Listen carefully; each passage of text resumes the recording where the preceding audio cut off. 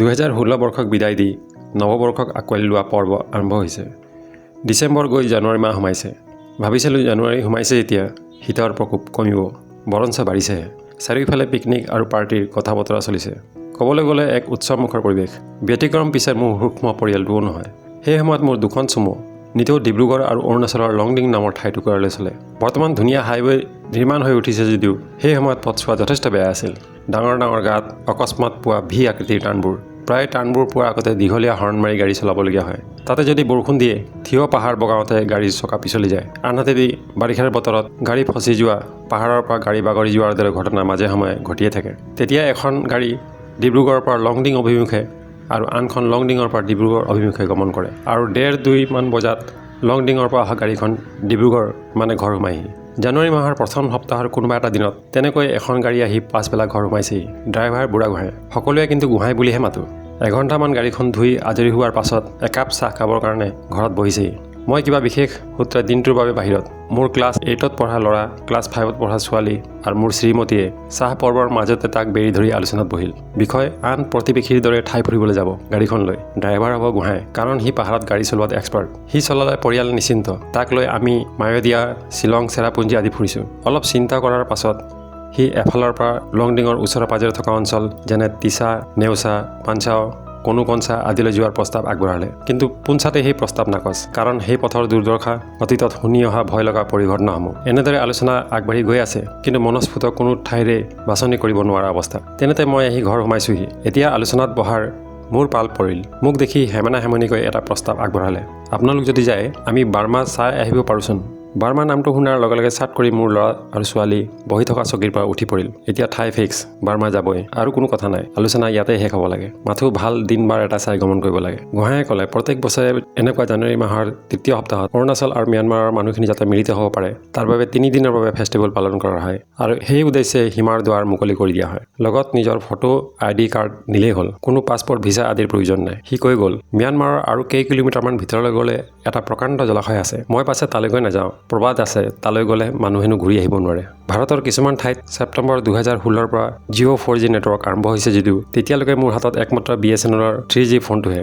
99 টকাত 1 GB data পাওঁ, 30 দিনৰ ভেলিডিটিৰ সৈতে। আজিৰ দৰে মন গ'লে মোবাইল পিটিকিব নোৱাৰি, ডাটা শেষ হৈ যায় বুলি। তথাপিও সীমিত গুগল চাৰ্চ কৰি জানিব পাৰিলোঁ যে আমাৰ যাত্ৰাপথ ষ্টিলৱেল ৰোডেদি হ'ব।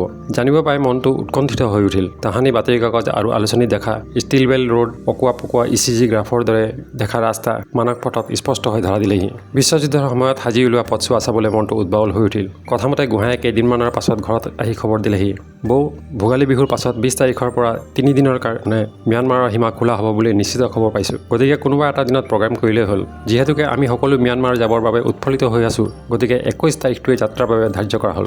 গোহাঁয়ে কোৱা হ'ল, 20 তাৰিখে নিশা আহি আমাৰ ঘৰত হ'বহি, কাৰণ মাজনিশা আমি ম্যানমাৰৰ অভিমুখে যাত্ৰা আৰম্ভ কৰিব লাগিব। লগত হ'ব আৰু 2জন যাত্ৰী, এজন মোৰ শহুৰ দেউতা আৰু এজন মিশ্ৰা। BCPLত কুলিং টাৱাৰ বনোৱা কোম্পানীৰ মানুহখিনিৰ বাবে গাড়ীৰ যোগান দিওঁতে তেখেতে অন্য এটা কোম্পানীত ইনষ্ট্ৰুমেণ্টেশ্যন ইঞ্জিনিয়াৰ হিচাপে কামৰ তদাৰকি কৰিছিল। তেখেত লোকসকলকো 20 তাৰিখে আমাৰ ঘৰলৈ মাতি পঠিয়ালোঁ। আৰু প্ৰগ্ৰেম মতেই 20 তাৰিখে নিশা ড্ৰাইভাৰ গোহাঁইকে ধৰি বাকী 2জন উপস্থিত। ম্যানমাৰ মানে ভাবি আছিলোঁ যে মানৰ দেশ, যাক নেকি বদন বৰফুকনে স্বৰ্গদেউ চন্দ্ৰকান্ত সিংহৰ দিনত পূৰ্ণানন্দ সিংহৰ পৰা পোৱা শত্ৰু আচৰণ আৰু কু অভিসন্ধিৰ পুতক ল'বলৈ অসমলৈ আনিছিল। যিহেতুকে 10ম শ্ৰেণীলৈকে মোৰ বুৰঞ্জী এটা বিষয় আছিল, সেই সময়ৰ পাঠ্যপুথি পঢ়ি এইখিনিকে বুজিছিলোঁ যে ম্যানমাৰ মানেই হ'ল এনে এখন দেশ য'ত কেৱল মাত্ৰ মানে মান মানুহৰ বসতি স্থান। যাত্ৰাপথত মনলৈ উৎকণ্ঠাৰ লগতে ঘৃণা মিশ্ৰিত খং জাগিছিল। তাহানি বুৰঞ্জীত পঢ়া কথাবোৰ চলচ্চিত্ৰৰ দৰে মনলৈ আহিবলৈ ধৰিছিল, যে কেনেকৈ এই নিষ্ঠুৰ মান সৈন্যখিনিয়ে শিশু, বৃদ্ধ আৰু নাৰীৰ ওপৰত অবৰ্ণনীয় অত্যাচাৰ চলাইছিল। লগতে মন পুলকিত হৈ পৰিছিল যে আজি 21 শতিকাত স্বচক্ষুৰে মানুহখিনিক চাবলৈ পাম। কিন্তু পাছলৈ ভিডিঅ'টো বনোৱাৰ প্ৰাক মুহূৰ্তত কৰা অধ্যয়নৰ পৰা বুজিব পাৰিলোঁ যে ম্যানমাৰত থকা যি প্ৰান্তৰ ফালে ধাৱমান হৈছিলোঁ, সেই ঠাইত বসবাস কৰাসকলৰ অসমলৈ অহা মানৰ সৈতে কোনো সম্পৰ্ক নাই। বৰঞ্চ এই বাটেৰে বৰ অসম গঢ়া স্বৰ্গদেউ চুকাফাহে আহিছিল। তেনেহ'লে সেই নিষ্ঠুৰ মানখিনি ম্যানমাৰৰ কোন প্ৰান্তৰ পৰা কোন বাটেৰে অসমলৈ আহিছিল? পাছলৈ বিস্তৃত অধ্যয়নত জানিব পাৰিলোঁ যে মদন বৰফুকনে 1817 চনত ম্যানমাৰৰ কন বায়ুং ৰাজবংশৰ বদাউপায়া ৰজাৰ সহায় লৈছিল আৰু সেই উদ্দেশ্যে ৰজা বদাউপায়াই ভামু নামৰ সেনাপতিৰ সৈতে মানসেনাৰ এটা দল অসমলৈ পঠিয়াইছিল। যদি আমি বৰ্তমানৰ ভৌগোলিক পৰিৱেশৰ সৈতে ৰিজাবলৈ যাওঁ, মদন বৰফুকনে অনা মানৰ সৈতে আহোম সৈন্যৰ যুদ্ধখন গোলাঘাটৰ পৰা 13 কিলোমিটাৰ আঁতৰত থকা ঘিলাধাৰী নামৰ ঠাইত হৈছিল। গতিকে অনুমান কৰিব পাৰি যে সেই মানসকল বৰ্তমানৰ নাগালেণ্ড ৰাজ্যৰ লগত লাগি থকা অঞ্চলৰহে আছিল। মোৰ পৰৱৰ্তী ভিডিঅ'টোৰ যোগেদি চেষ্টা কৰিম আহোমসকলে কেনেকৈ 11শ শতিকাৰ মাজৰ চোৱাত বৰ্তমানৰ গুৱাংচী অঞ্চলৰ পৰা উত্তৰৰ হান চীনাসকলৰ সৈতে যুঁজি তিষ্ঠিব নোৱাৰি দক্ষিণ এছিয়ালৈ পলায়ন কৰিছিল। তেওঁলোক বৰ্তমানে থকা ম্যানমাৰ আৰু চীনৰ সীমান্তৱৰ্তী অঞ্চল ইউনান প্ৰভিন্স নতুবা বৰ্তমানে জ্ঞাত হুকাং উপত্যকাৰ পৰা নিগাজী বাসস্থান বিচাৰি উক্ত বাটেৰে অসমলৈ আহিছিল। এতিয়া কথা হ'ল আমি অসম আৰু অৰুণাচল প্ৰদেশৰ বিষয়ে কম বেছি সকলোৱে জানো, কিন্তু মনত ভাৱ হয় যে মোৰ এই গন্তব্যস্থলৰ বিষয়ে বহুতে হয়তো নাজানে। মই ভাবোঁ আমি এখন দেশৰ যিকোনো এখন ঠাইৰ বিষয়ে যদিহে জানিবলৈ বা বুজিবলৈ হয়, তেনেহ'লে আমি কেৱল ঠাইডোখৰ কেইঘণ্টাৰ বাবে পদাৰ্পণ কৰিলেই নহয়, ঠাইডোখৰৰ বিষয়ে ৰাজনৈতিক সামাজিক অৰ্থনৈতিক দৃষ্টিভংগী এটাও যদি লগত ৰাখিব পাৰোঁ, তেনেহ'লে আমি নিজকে খুব সহজভাৱে অন্তৰংগতাৰে সেই পৰিৱেশ সেই পৰিস্থিতিৰ সৈতে বিলীন কৰি তুলিব পাৰোঁ। আৰু তেনে পৰিস্থিতিতহে আমাৰ যাত্ৰা 100% সাৰ্থক হয়গৈ। এনেও ম্যানমাৰৰ বিষয়ে আমাৰ সকলোৰে সম্যক জ্ঞান থকাটো নিতান্তই প্ৰয়োজনীয়, কিয়নো বৰ্তমানৰ অসম ভূমিয়ে আমি দেখা যি স্বৰূপ পাইছে, ম্যানমাৰৰ অৱদানক অস্বীকাৰ কৰি ভবাটো অবান্তৰ হ'ব। সেয়েহে পাঞ্চু পাছ বা লেক অফ ন' ৰিটাৰ্ণছৰ বিষয়ে আপোনালোকক জনোৱাৰ আগতে সমগ্ৰ ম্যানমাৰৰ বিষয়ে এটা সম্যক ধাৰণা দিবলৈ প্ৰয়াস কৰিছোঁ। আমি বাস কৰা ভাৰতবৰ্ষত যেনেকৈ অনেক ষ্টেট আৰু ইউনিয়ন টেৰিটৰীৰে গঠিত, ঠিক তেনেকৈ ম্যানমাৰৰ গঠনো ষ্টেট, ৰিজনছ আৰু ইউনিয়ন টেৰিটৰীৰে গঠিত হৈছে। মই এই ভিডিঅ'টোত কিছুমান শব্দৰ অসমীয়া অৰ্থ বিচাৰিব যোৱা নাই, কিয়নো বহুত কিছুমান শব্দ অসমীয়া ৰূপান্তৰে আজিৰ সময়ত বিভ্ৰান্তিহে সৃষ্টি কৰাৰ আশংকা থাকে। উদাহৰণস্বৰূপে অক্সিজেন বুলি ক'লে সকলোৱে বুজি পায়, কিন্তু যদিহে পাঠ্যপুথিত পঢ়াৰ দৰে অম্লজান বুলি কওঁ, বহুতে হয়তো বুজিকেই নাপাব।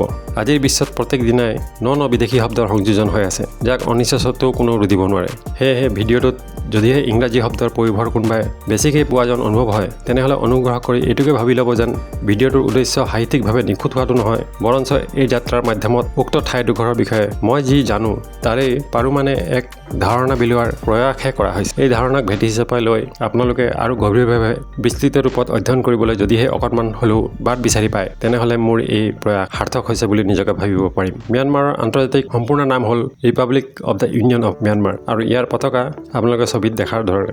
ম্যানমাৰত মুঠতে 21টা এডমিনিষ্ট্ৰেটিভ ডিভিজন আছে, তাৰে 7টা ষ্টেট থলুৱা ভাষাত 9, 7টা ৰিজনছ থলুৱা ভাষাত 9, এটা ইউনিয়ন টেৰিটৰী আৰু এটা ছেল্ফ এডমিনিষ্ট্ৰেটেড ডিভিজন আছে। প্ৰত্যেক ষ্টেট আৰু ৰিজন মুখ্যমন্ত্ৰীৰ দ্বাৰা পৰিচালিত হয় আৰু তেখেতসকলক সেই দেশৰ ৰাষ্ট্ৰপতিয়ে নিয়োজিত কৰে। ষ্টেট 9 হ'ল চীন, কাচিন, কায়াহ, কাইন, মন, ৰাখাইন আৰু Shan. Regions 9 Ayeyarwady, Bago, Magway, Mandalay, Sagaing, Tanintharyi, Yangon. Union territory Naypyidaw. Self এডমিনিষ্ট্ৰেটেড division ৱা।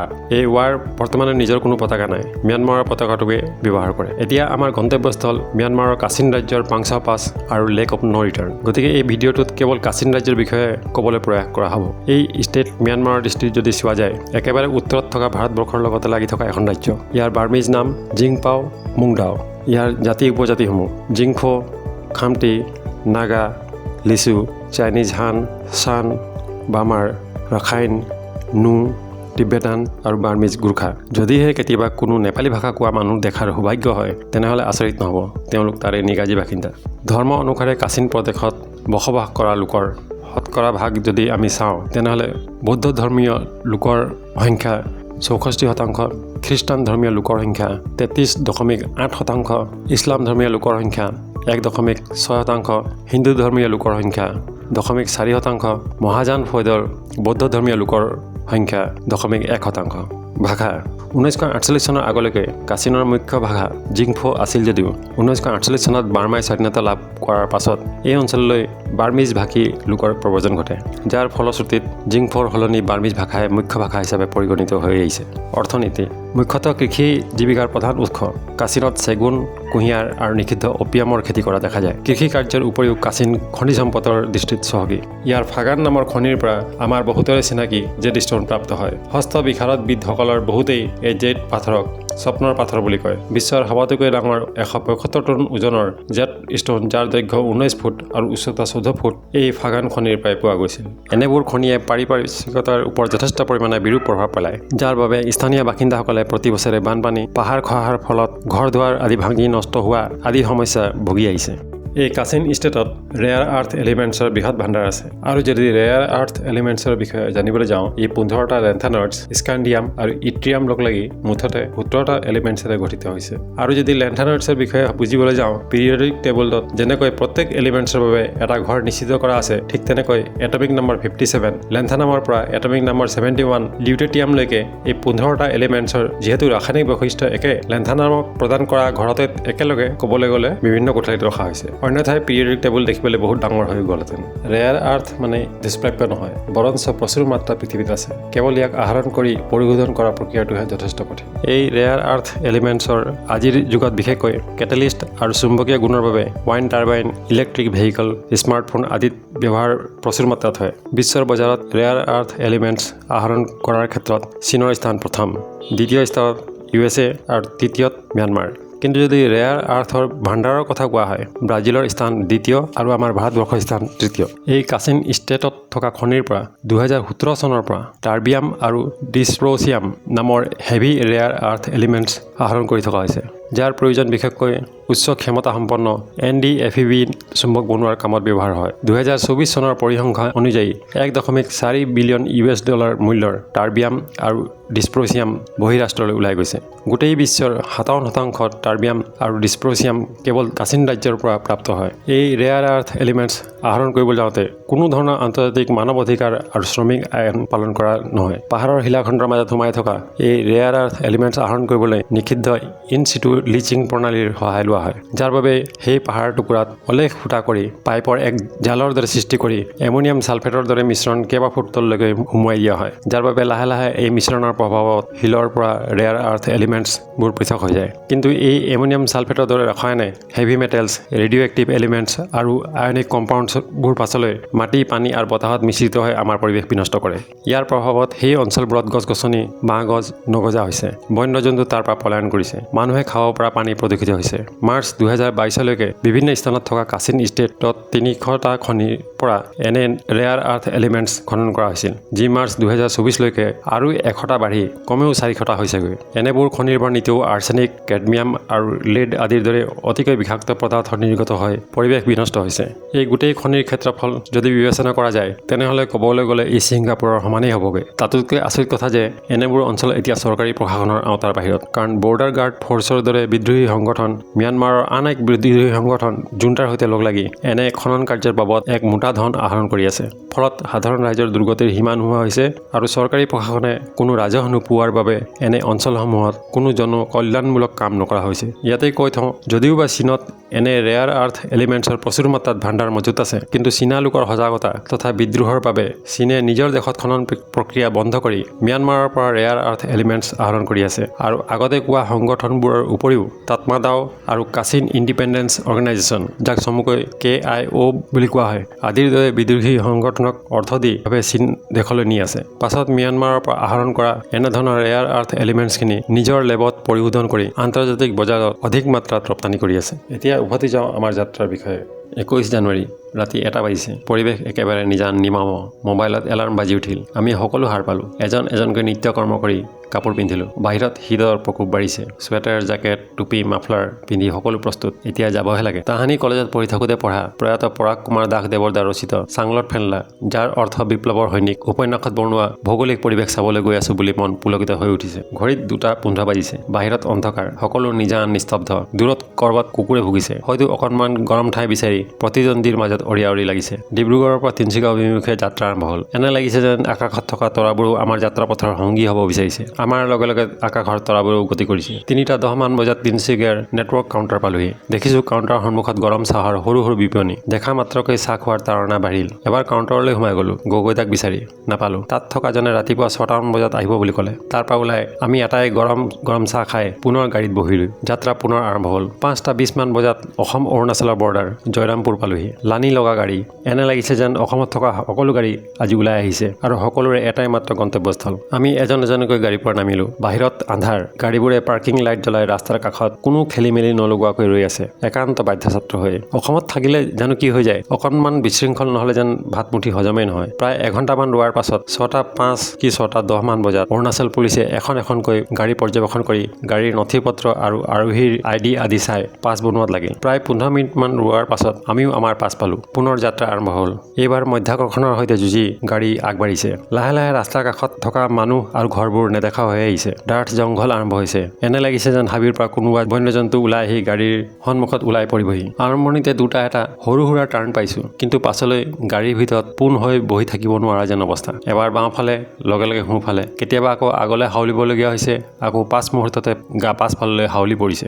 গা পোন কৰি থাকিব নোৱাৰা অৱস্থা দেখি অনিচ্ছা সত্ত্বেও এজনে আনজনক দেখি মুখেৰে হাঁহি বিৰিঙিছে। তেনেতে মন কৰিছোঁ মোৰ 10-11 বছৰীয়া ছোৱালীজনীৰ অৱস্থা তথৈবচ। মুখত একেবাৰে হাঁহি নাই, কালৈকো নাচাই গহীন দি আছে। পাছত গ্লাছ তললৈ নমাই বমি কৰিবলৈ আৰম্ভ কৰিলে। উপায় নাই, গাড়ী ৰখাবতো নোৱাৰি। গৈ আছোঁ গন্তব্যস্থলৰ ফালে, আৰু তাইও এই মুখ ধুৱে আকৌ বমি কৰাত লাগে। এনেদৰে গৈ গৈ 8:30 মান বজাত অসম ম্যানমাৰৰ সীমা পোৱাৰ আগে আগে ভাৰতবৰ্ষৰ শেষ আৰ্মি চেক পোষ্ট পালোহি। পুনৰ দীঘল দীঘল লানি নিচিকা গাড়ী, এখন এখনকৈ চেকিং চলিছে। এটা সময়ত আমাৰ চেকিং আৰম্ভ হ'ল। আমাক গাড়ীৰ পৰা নমাই পুংখানুপুংখকৈ গাড়ী চোৱাৰ পাছত আমাৰ ব্যক্তিগত নথি-পত্ৰবোৰ চাই সকলোকে গাড়ীৰ সন্মুখত থিয় কৰাই তেওঁলোকৰ কেমেৰাত আমাক বন্দী কৰি থলে। লগতে এষাৰ সকিয়ানি, आप लोग अभी साथ हो, वापस आते समय अगर एक भी कम या ज्यादा हुआ तो सबको यहाँ पे रख लिया जाएगा। পুনৰ যাত্ৰা আৰম্ভ হ'ল। কিছু দূৰ পাছত এইবাৰ ম্যানমাৰৰ সীমা পাংচাও পাছ পালোহি। এইবাৰ তেওঁলোকৰ আৰ্মিৰ চেকিং চলিল। হাতত মৰণাস্ত্ৰ, যদিও আৰ্মি যেন লগা নাই, কাৰণ কোনো ড্ৰেছ কোড নাই। সুবিধা অনুযায়ী প্ৰত্যেকেই নিজৰ পোছাক পিন্ধি ডিউটি কৰিবলৈ আহিছে। ড্ৰাইভাৰ গোহাঁইক বুজাই থৈ গ'ল, গাড়ী আমি বিদেশত দেখাৰ ধৰণে লেফ্ট হেণ্ড ড্ৰাইভত চলাব লাগিব। পাংচাও পাছৰ একেবাৰে শীৰ্ষ পালোহি। গাড়ী ৰখিল। প্ৰত্যেকেই গাড়ীৰ পৰা নামি ডাঠ কুঁৱলীৰ মাজে মাজে কেৱল পাহাৰৰ মূৰটো দেখি বিস্মিত হৈ পৰিলোঁ। এইবাৰ ফটো ছেছন আৰম্ভ হৈ গ'ল। ইতিমধ্যেই বমি কৰি কৰি লেবেজান হৈ পৰা মোৰ ছোৱালীজনীও যেন প্ৰাণ পাই উঠিছে। আনন্দত আত্মহাৰা, ভাগৰৰ কোনো চিনচাপ নাই। আমিবোৰ আকাশত থকা যেন লাগিছে, কাৰণ আমাৰ ভৰিৰ তলত ডাৱৰ। সৰুতে বাগানত দেখা চিনেমাৰ কথা মনলৈ আহিবলৈ ধৰিলে। ইন্দ্ৰপুৰী, নাৰদমুনিয়ে নাৰায়ণ নাৰায়ণ কৰি আছে। কাষতে অপেশ্বৰী তথা অন্য দেৱ দেৱীসকল, আৰু সকলোৰে গাৰ নিম্নাংশ ডাৱৰত পোত গৈ আছে। অলপ সময় কটোৱাৰ পাছত আমাৰ গাড়ী এইবাৰ পাহাৰৰ পৰা নামিবলৈ ধৰিলে। যাত্ৰা এইবাৰ সেই অভিশপ্ত জলাশয়। কিছু দূৰ যোৱাৰ পাছত এখন সৰু বজাৰ পালোঁ। ৰৈ নাথাকি পুনৰ গাড়ী আগবাঢ়িল। অৱশেষত আমাৰ গন্তব্যস্থল পালোহি। অসম আৰু অৰুণাচলৰ পৰা যোৱা মানুহেই মানুহ। অসংখ্য গাড়ী আৰু মটৰচাইকেল, সৰু সৰু অস্থায়ী বিপণীসমূহ। ক'ৰবাত ম'ম' বনাইছে, ক'ৰবাত আকৌ বাঁহৰ শলা লগাই গাহৰি পুৰিছে। দেখিলেই মুখ খা কৰি আছে। দামো বেছি নহয়, মাত্ৰ 100 টকা। এডাল দীঘল বাঁহৰ থালি থৈছে, কাষত জুই জ্বলি আছে। দেখিলেই অনুমান হয় কমেও আধা কেজিমান হ'ব। লগতে যোৱা মিশ্ৰা নিৰামিষ ভোজন কৰে। বাপেকে গংগা নদীৰ ঘাটত নিতৌ সন্ধিয়া আৰতি কৰে। অৱশ্যে তেওঁ উদাৰ চিত্তৰ, গোড়ামী নাই। চাকৰি সূত্ৰে মিডল ইষ্টৰ দেশ কাটাৰ আদি ঘূৰি আহিছে। মোৰ মনৰ অৱস্থা বুজি এবাৰ নিজেই ক'লে, আপোনালোকেচোন গাহৰি খায়, আজি নাখায় নেকি? পাছত মনৰ ইচ্ছা দমাই নোখোৱাটোকে সিদ্ধান্ত কৰিলোঁ। ম্যানৰ জীয়ৰী বোৱাৰীয়ে লাগিছে খোৱা বস্তু পৰিৱেশন কৰাত। আমি যাওঁতে ঘৰৰ পৰা দুপৰীয়া খোৱাৰ নিমিত্তে ঘৰৰ পৰাই কিছু বনাই লৈ গৈছিলোঁ। পাছত এটি ওখ টিলাত বহি গ্ৰহণ কৰিলোঁ। অৱশ্যে দুটামান টোপোলা ভাত কিনি আনিলোঁ ঘৰলৈ বুলি। এঠাইত দেখিলোঁ মানুহবোৰে ফটো উঠাত লাগিছে। সৈনিকৰ সাজ, হাতত ঢাল তৰোৱাল, মূৰত পাখি লগা শিৰস্থান, তাঁতত বোৱা চোলা। মুঠতে 200 টকা দি মোৰ ছোৱালী আৰু ল'ৰা খন্তেকৰ বাবে ম্যান সৈনিক হ'ল। মিশ্ৰও পিছে পাছ পৰি নাথাকিল। সুবিধাকণ তেওঁ ল'লে। এনেদৰে বজাৰ ঘূৰি ফুৰোতে সেই অভিশপ্ত জলাশয় চকুত পৰিল। আগবাঢ়ি গ'লোঁ। দেখিলোঁ দুখনমান যন্ত্ৰচালিত নাও ৰৈ আছে। জলাশয়ৰ ওপৰত ডাঠ কুঁৱলীয়ে থিতাপি লৈছে। বেছি দূৰলৈ দৃষ্টি নাযায়। দেখিলে কিবা সপোন যেন লাগি গ'ল। এজনৰ লগত কথা পাতিলোঁ। 100 টকাত কিছু দূৰ ফুৰাই আনিব। কথা শেষ নহ'লেই মোৰ পৰিয়াল আহি মোক দাবী ধমকি দিয়াত লাগিল। আপুনি যাব নোৱাৰে, নাজানে নেকি এইখন এখন অভিশপ্ত জলাশয় বুলি? কোনোবাই গ'লে যে ঘূৰি আহিব নোৱাৰে বুলি? শেষত তেওঁলোকৰ আদেশ শিৰোনত কৰি নোযোৱাটোকে সিদ্ধান্ত কৰিলোঁ। বজাৰৰ পৰা মূৰৰ বিষৰ বাম, অকণমান পেকেটত পোৱা চাটনি আদি ল'লোঁ। এবাৰ মনলৈ আহিল ম্যানমাৰৰ টকা চিন হিচাপে লৈ যাওঁ। মোৰ পকেটৰ পৰা 20 টকা দিয়াত তেওঁলোকে এই 500 টকাৰ নোট বদলি কৰি দিলে। এনেদৰে ঘূৰি ফুৰোতে এজন অসমীয়া যেন লগা চেহেৰা দেখি ওচৰ চাপি গ'লোঁ।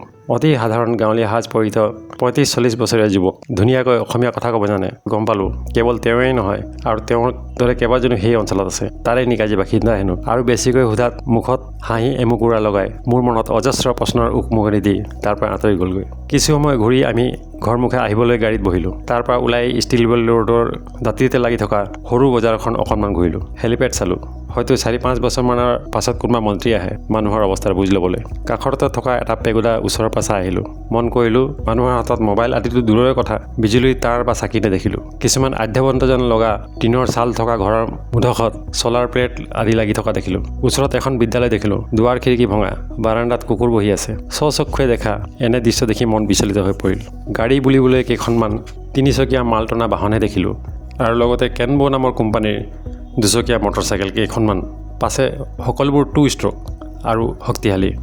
থিয় গৰাবোৰ হেলা ৰঙে উঠা দেখিবলৈ পালোঁ। নিৰীহ মানুহৰ দুৰ্দশা দেখি এষাৰ প্ৰচলিত প্ৰবাদ মনলৈ আহিল, লংকালৈ যিয়ে যায় সিয়ে ৰাৱণ হয়। কথাষাৰৰ তাৎপৰ্য এতিয়াহে বুজি পালোঁ আৰু এইটোও বুজিব পাৰিলোঁ যে শাসক আৰু শোষিতৰ পৰিভাষা সলনি হ'বলৈ বেছি সময় নালাগে। সাধাৰণভাৱে খাটি খোৱা মানুহ লাগিলে কৃষকেই হওক, সৰু সুৰা ব্যৱসায় কৰা লোক হওক, নিম্ন শ্ৰেণীৰ পুলিচ বা সৈনিক হওক, নতুবা নিম্ন শ্ৰেণীৰ কোনোবা বিদ্ৰোহী সংগঠনৰ সদস্য হওক, সাধাৰণ শ্ৰেণীৰ মানুহৰ অৱস্থাৰ উত্তৰণ কিন্তু কেতিয়াও নহয়। অৱশেষত এটা গধুৰ যেন ভাৱেৰে পাংচৌ পাছ এৰি ঘৰ মোৱা হ'লোঁ। ঘৰলৈ বুলি আহি থাকোঁতে নামপঙত চলি থকা ফেষ্টিভেল অকণমান চাওঁ বুলি গাড়ীৰ পৰা আটাই নামিলোঁ। ফেষ্টিভেলত তেতিয়া স্থানীয় ৰাজনেতাৰ ভাষণ চলিছে। স্থানীয় বিপণীসমূহত মানুহৰ ভিৰ দেখিবলৈ পোৱা গৈছে। ফেষ্টিভেল হোৱা ঠাইত তিব্বতৰ জুপুৰিৰ লগতে গোৰ্খা আৰু মুলকম জনজাতিৰ জুপুৰিও দেখিবলৈ পালোঁ।